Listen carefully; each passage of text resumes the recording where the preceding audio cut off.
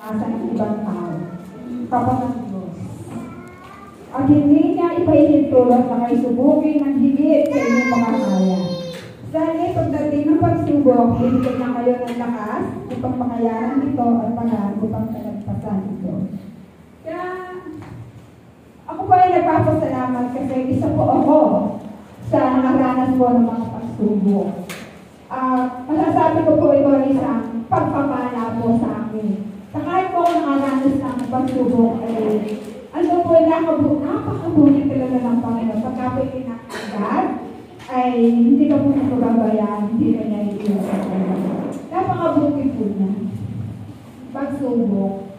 Bakit po ba tayo gumaganas ng mga pagsubok?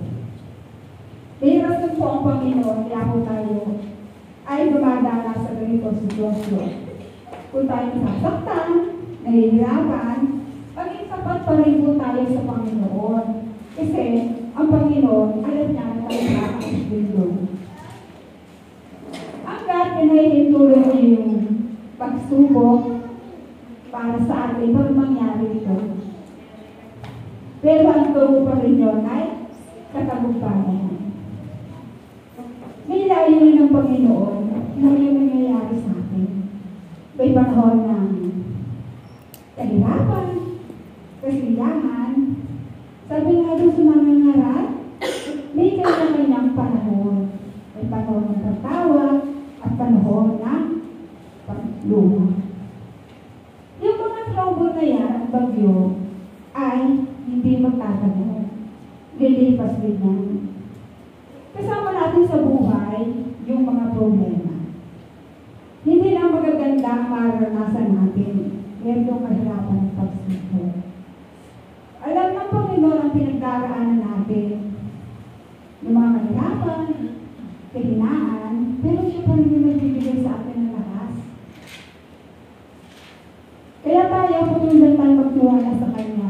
Na kahit ang pinagpwede rin natin yung madilim, at wala tayong nakit ang liwanag, tuloy pa rin tayong magtiwala sa Kanya. Kasi ang Diyos tumutugon niya sa mga dalangin. Mga kapatid, sa mga pagsubok, ako po ay tumanas na. Pagka po ko kapatid ay namakasabay-sabay. Tapos po lang, sumunod na po yung aking nanay, tatay, at sa kabila po noon, sa isang magulang, napakasakit po rin, anak mo ay sabay-sabay na namatay. Laki mo lang kami. Di ba napakasakit po yun? Pero mas masakit po sa akin na ako po ay sinaktan ng aking asawa. Sakit-sakit po. Yun po yung sakit na naranasan ko na napakasakit. Na sabi ko po sa buhay sa sarili ko, ayaw ko kasi ng broken family. Ayaw ko po. Kasi ginawa ko po yung lahat ng paraan para magawa ko po na mabuuli yung aking family, yung aking pamilya. May trabaho po ako noon. Ay, pagka po ako ay nakatrabaho, umiiyak po yung aking kumakain po ako. Pero makakabos po yung luma ako. Diba ako talaga naman, iyak po ako nag-iyak kasi ang sakit. Ang sakit. Sabi ko nga po, saktan na yung physical. Kung lang po yung kaloob-looban. Kasi po sa physical, prepaid isang linggo mawawala. Pero po yung kaloob-looban, ang sakit. Matagal po. Pero 2 years po akong naka-recover doon. 2 years po. Tapos yung ginagawa ko po, pagka ako ay uuwi sa bahay, hindi po ako makakatulog. Pagka pong vitamin sa iniinom ko, hindi po ako makakatulog. Kasi napagawa ng problema yung pagsubok na dumating sa buhay ko. So, patuloy pa rin po akong sumasamba. Pag po ako sumasamba, pinigay nga po sa akin na yung mga kababaihan na ako pinuwala sa babae na sa grupo, Bible study, kasi pa po ng Bible study. At pinigay po sa akin yung mga kababaihan po pinuwala ng asawa. Kasi po nakaka-recover po ako doon sa mga problema niya, kung magka-cancel, yung gano'n. Tapos po, pag po prayer meeting, pagka ako maaari ng prayer meeting, iiyak po ako. Iiyak po ako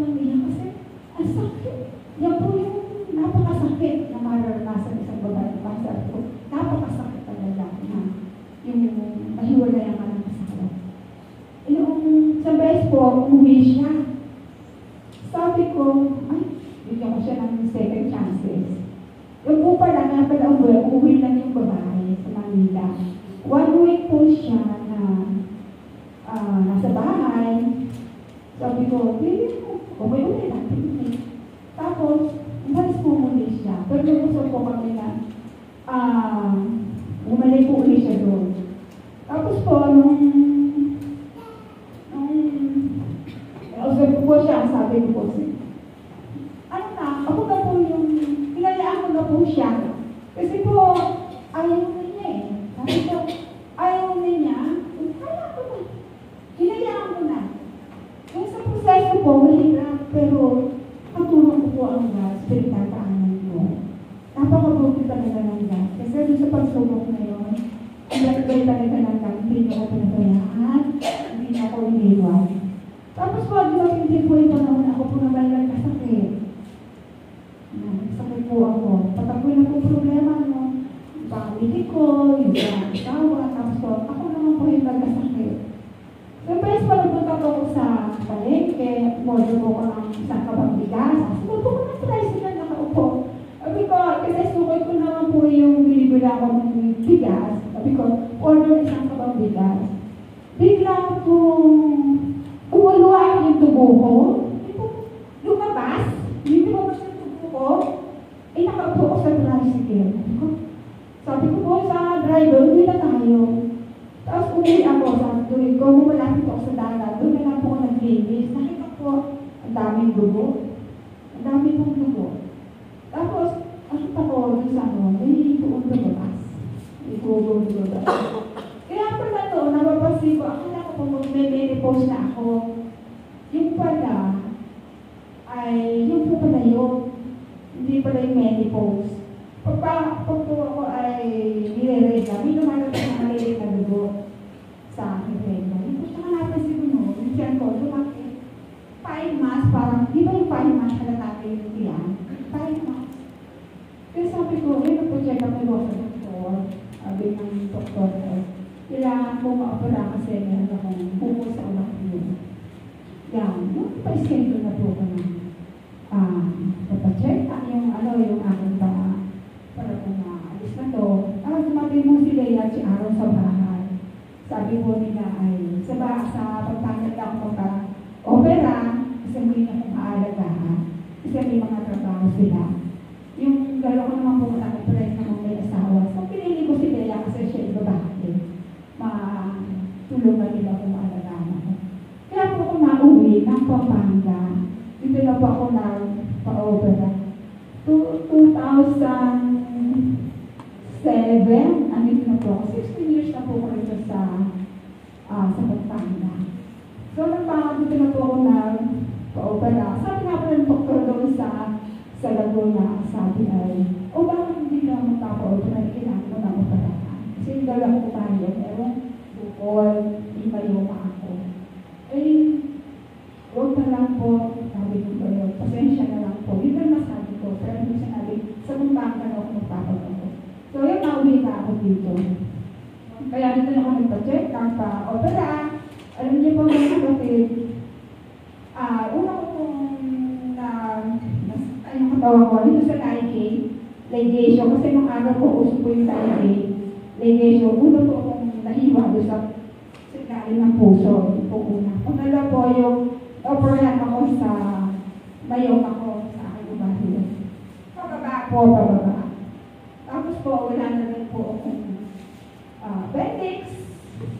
Wala na rin po akong sa akto. Napunan na rin po ako sa bed. Nasaktan na nga yung loob ko, nasaktan pa rin yung labas ng aking physical. Pero napakabuti ng God kasi sa bawat problema dumating sa akin, kasama ko talaga niya. Yan. Sa Bible po, marami rin po tayo, kung hindi lang po kami halimbawa sa Bible na yung mga pagsubok din po silang binanas. Na example po sa Bible character po. Si Pablo po, naranasan din po siya na siya po ikabugbog,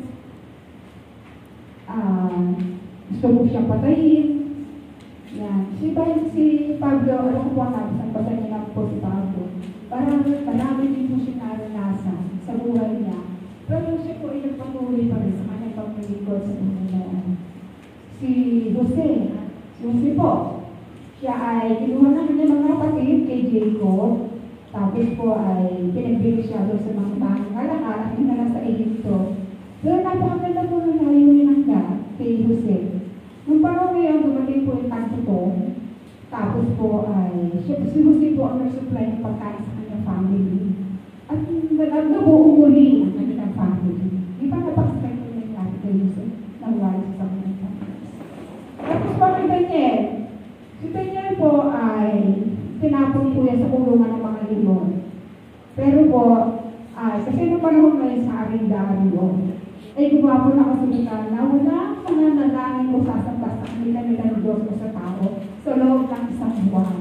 So, hindi po yung ginawa ni Daniel. Di ba alam natin si Daniel ay kumanalangin ay 3 times a day.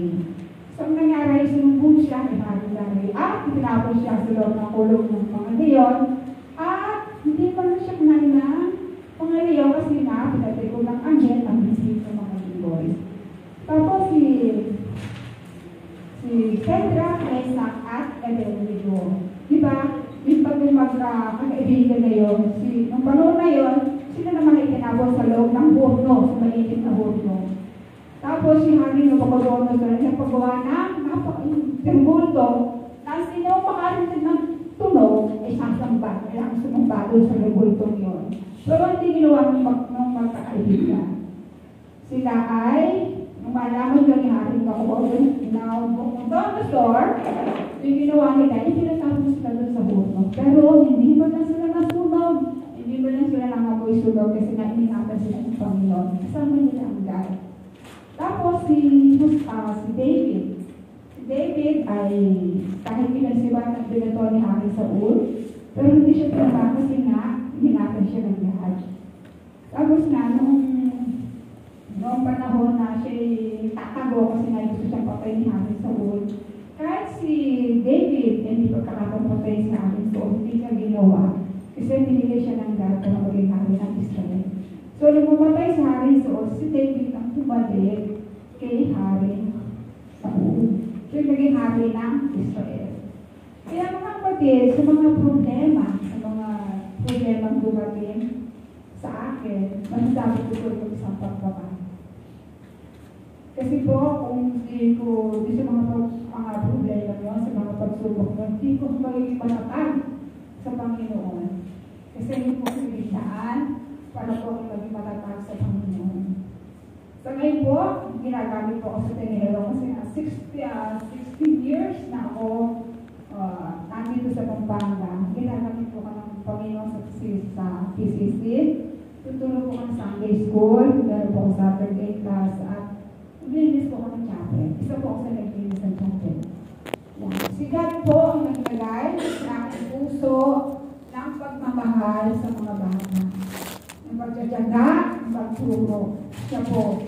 Hindi ko po magagawa yung mga bagay na yun kung wala sa akin si God. Napakabuti talaga ng God. Ang bait-bait ni God sa mga sa ginawa niya sa akin. Napakabuti talaga niya.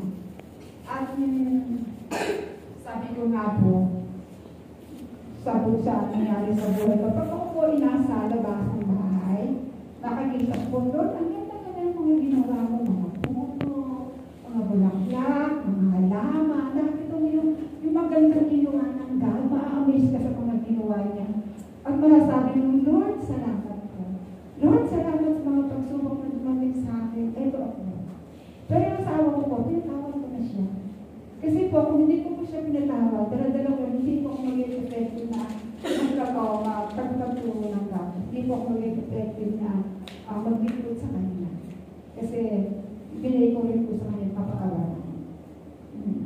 Kaya napakabuti talaga ng God na masasabi ko po na, Lord, saludo ko sa iyo, sa kabilang napakahirap ng proseso sa akin na lagpasan yung pagsubok ngayon, ay talagang kasama ko si God. Napakabuti talaga ng God. Masasabi kong pagsubok, isang pagpapala. Blessing. Na kahit na mahirap, sasabihin natin blessing, yung pagsubok ay mahirap, pero blessing. Kasi pag matapos siya, hindi mo masasabi, ay, Lord, salamat, kasi nakatapos na ako doon. Lord, salamat, kasi hindi ba kalain matatapos ko yung problema mo yun. Kaya napakabuti talaga ng God na sa bawat isang mananampalataya na kahit ikaw ay dumadanas ng maraming pagsubok, ibigay mo yung buhay mo kay God. Isuko mo yung buhay mo kay God. Puso mo, isipan mo, katawan mo, oras mo, bulsa mo, ibigay mo kay God. Kasi ang ating God, hindi siya pipili o mula na hindi nakakita niya yung mga ginagawa natin. Tutulungan tayo ni God.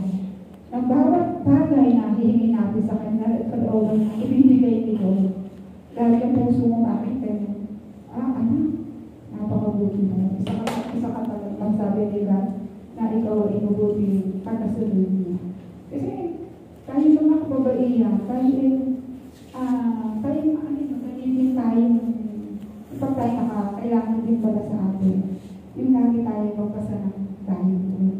Kasi lagi magpasa ng Bible, manalangin. Kasi dito masasabi ko sa Joshua, hindi magpasa tayo sa salita ng God. Kasi tapos namin sa manalangin, sabi ko sa first Thessalonians 5:7, dahil tayo manalangin. Kasi yan yung nagpapalakas sa atin, hindi na isang mahal ng palataya. Kaya patuloy lang tayo mga kapatid na lagi magbasa ng Bible, nangalangin, at pag ginagawa mo yan, nakikita mo, ay, dati, hindi ko nakapagbasa ng Bible na araw-araw, pero nakapagbasa na ako.